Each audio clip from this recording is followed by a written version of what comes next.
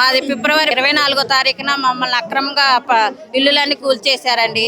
అయితే ఆ రోజు నుంచి ఇంతవరకు మాకేం న్యాయం జరగలేదండి. అందుకే ఖమ్మంలో కలెక్టర్ ఆఫీస్కి వెళ్ళినా, ఎంఆర్ఓ ఆఫీస్కి వెళ్ళినా మమ్మల్ని కుక్కలు తరిగినట్టు జరుగుతున్నారు. కానీ ఎవరైనా మీకు జరిగిద్దమ్మా ఈ న్యాయం అని చెప్పే నాయకులు లేరు సార్. మాకు అక్కడ ఎవరు చెప్పట్లే. అందుకే ఈ హైదరాబాద్ వస్తేనన్నా మాకు న్యాయం జరిగిద్దని నిన్న నైట్కి నైట్ వచ్చేసింది సార్. నిన్న నైట్ వస్తున్నా కానీ మమ్మల్ని రానివ్వకుండా పోలీసులు ఎక్కడి నుంచి అక్కడికి వచ్చేసారు, మమ్మల్ని ఆపేస్తూనే ఉన్నారు.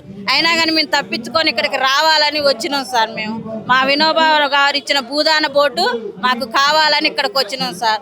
మాకు 100 గజాల చాలా మందికి ఇల్లులు ఇచ్చారు అని చెప్పేసి అంటా ఉన్నారు. మరి అల్లో 311 మందికి ఇచ్చారు సార్. మాకు కూడా 32 నెంబర్ టోకెన్ కూడా ఇచ్చారు.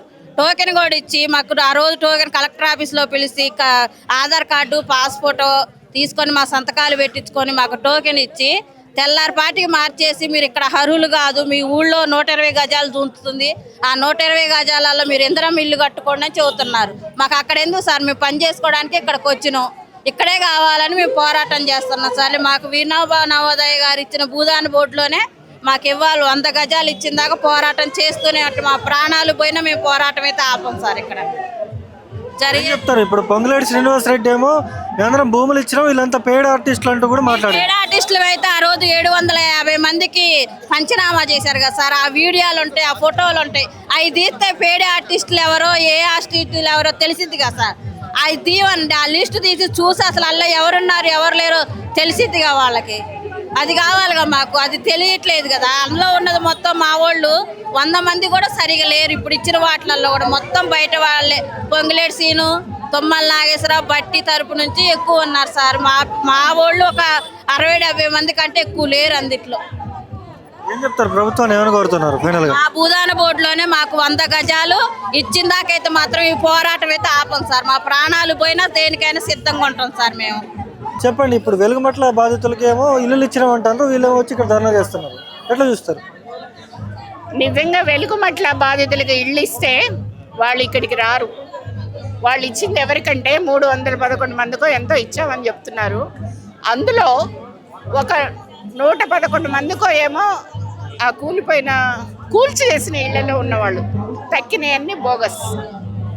వాళ్ళకు అనుకూల వర్గం వాళ్ళకి ఇచ్చుకున్నారు, అనుకూల వర్గానికి ఇచ్చుకున్నారు. కనుక నిజమైనటువంటి బాధితులు ఎవరైతే ఉన్నారో వాళ్ళందరూ కూడా ఇవాళ ఎంతో కష్టంతో రూపాయి కూడబెట్టుకొని వాళ్ళు కష్టం చేసి హమాలీలుగా ఉన్నవాళ్ళు, రోజు వాళ్ళకి కూలి చేసుకుంటున్నటువంటి వాళ్ళు ఎంతో బాధతో నాకు ఒక గూడు ఏర్పడుతుంది కదా అని తినక ఒక ఇల్లు ఏర్పరచుకోవాలంటే డబ్బు కావాలంటే ఫ్రీగా అన్ని రకాలైనటువంటి భోగభాగ్యాలతో తినేటువంటి పరిస్థితిని అన్నింటినీ కూడా ఏ మాత్రం లేకుండా నాకు ఇల్లు కావాలని కట్టుకున్నటువంటి వాని వాళ్ళ జీవితాన్ని ధ్వంసం చేశారు.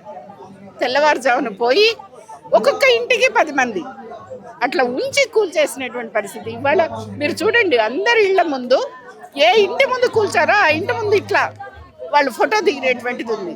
బాధితులు అయితేనే కదా ఇళ్ల ముందు కూల్చేది. భూదాన్ని వాళ్ళు ఇచ్చినటువంటి పత్రాలు ఉన్నాయి వాళ్ళ దగ్గర. అసలు ఈ ప్రభుత్వానికి హక్కు లేదు.